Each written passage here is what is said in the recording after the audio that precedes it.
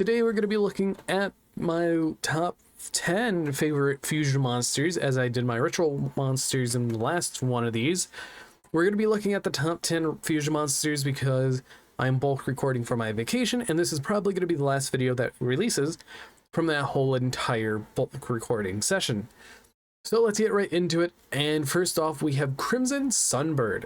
Now, Crimson Sunbird is a very old fusion monster from back in yonder years that OCG released, and that was imported in Cosmo Blazer for the TCG, and this is a card that I really like because of the simple aesthetic of being a Sunbird. It's an amazing looking card, and it also gives me a lot of nostalgia from the old days of Yu-Gi-Oh!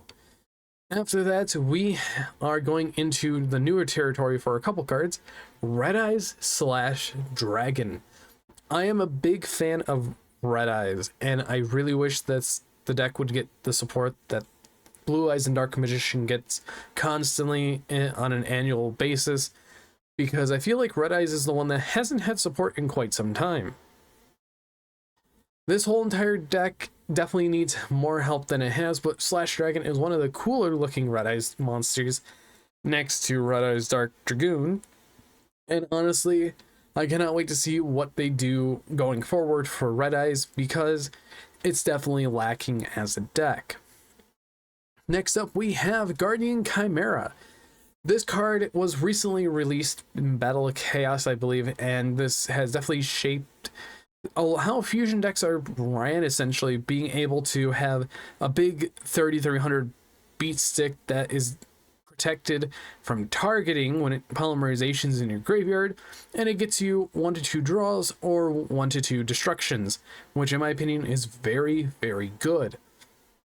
And honestly, this card I really do like because I do like cryptids and mythological creatures, so this definitely fits the list. After that, we have King Dragon. This is one of my all-time favorite fusion monsters that come in Ultimate Rare because it just looks very beautiful. And also, this was based in a deck back in GOAT format, which was Dragoon Control. The original Dragoon, I would have to mark as that. And honestly, this card definitely is a 10 out of 10 on art and 10 out of 10 of what it does, because your opponent cannot target dragon monsters on the field with card effects, and you can just special summon a dragon from your hand for free. Now, let's get into a little bit newer-ish, being El Shaddoll Anoetilis. This I have a weird nostalgia for because I used to run Shaddoll Necros, and this was one of the main targets that you'd run. And I'd also test out for fun playing water monsters, random water monsters here and there, and one of them was Yomi Ship for some reason, because if your opponent attacked it, cool, you get to pop something. And honestly, Shaddoll Anoetilis in the lore aspect is a very powerful being, taking on Infernoids and using them as armor, plus Construct just keep on upgrading and upgrading herself into a more higher powerful being. Now, the next card, even though I give Geminis a lot of bad rap, I really love them as an aesthetic, and I wish they would do more with them and make them better, because Super Ally Beast Reptanus nullifies what you needed for them to be good, being 2 Gemini monsters, and all Gemini monsters are treated as effect monsters and gain their effect. So essentially you can have many different loops, OTKs, FTKs if you really wanted to, and this is one of the better cards of the whole entire Gemini section of the deck, because it just allows you to do everything and make everything just normally a effect monster, which is quite nice. Next up, we have the most controversial card that's on this whole entire list, Elemental Hero Air Neos. I actually own a copy of this card in Ultimate Rare. I have a nostalgia for this card because it's one of my favorite Neospatian fusion monsters, and being one of my favorites, it's definitely a card that is safe and sound in one of my binders, very protected, because it is a rare card, and it probably won't get reprinted ever again because issues that we have no clue about, which in my opinion, I wish it would get reprinted but I don't think that's going to be happening anytime soon. Next up, on more of a topic of lore, we have El Shaddoll Construct here as well. So 2 cards that are essentially the same character but different versions of themselves. One's an earlier version and one's a later version.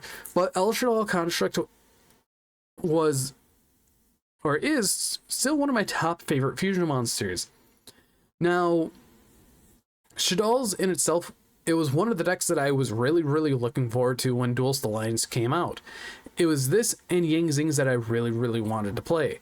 And I got to play both of them at full power. I got to play them when they got hit multiple times.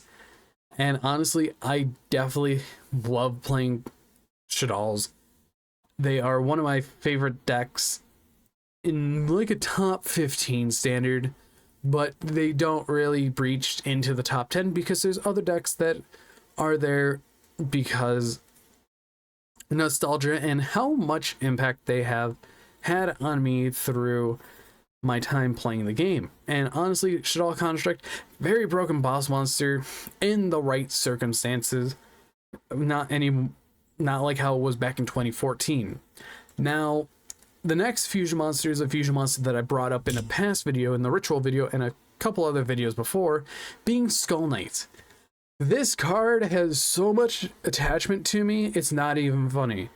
I had this card in multiple copies on Forbidden Memories, and I would run a lot of equip spells just to power this thing up as much as I could, just to swing over every single NPC in the game, just so I can win out. And this card is definitely amazing because you power it up all the way to 9999 and you just swing for game, and the NPC really couldn't do anything about it unless if they had something like a Dark Hole or a Raigeki or something that just destroyed monsters.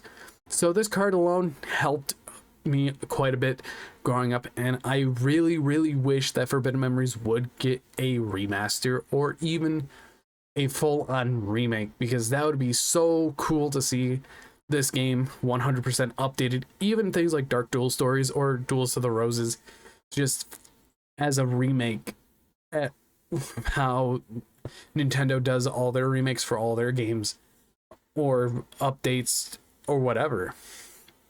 And finally, for the first place card, it is 2 cards because they are the exact same person with 0 modifications. We have Tearlament Kiklos and Tearlament Lulu or Rukolos. These 2 cards right here go hand in hand. I could have Anoyatelis and Construct at the same piece, but they are essentially different monsters. Rukolos and Kiklos are the exact same card, but in different positions. Now, a lot of people don't like Tearlament. A lot of people don't like Ishizus. I love Tearlament because the design aesthetic of what they are. They are, all of their arts are beautiful. Reno Heart's art is very amazing. And I could go on and on about Tearlaments for days, and people can agree with that, from the Orc server, Zodiac Duelist, or even the Reddit Discord. All those Discords could agree on that I could just talk about Tearlaments for hours on end, just on their art and their lore alone. The main reason why I like these 2 cards the most is because the colored aspect just clashes super amazingly, and also I really love the color purple that's in their art. The shade of purple that is in the art is my favorite shades, the dark purple and the light pastel purple as well. And honestly, these 2 cards could have been ranked number 2, but these 2 cards surpass Skull Knight because honestly, I really loved playing Tearlament before Ishizu. After Ishizu, the deck got boring, and now I still like playing Ishizu even with all the cards at 1 and the Ishizu cards at 1. But this has been one of my favorite decks in the past couple of years, next to things like Tri-Brigade, Adamancipators, and even Sprite here and there. But I want to know what you guys' favorite fusions are. Anyways, I've been Bolt Spider, and see you guys in the next video.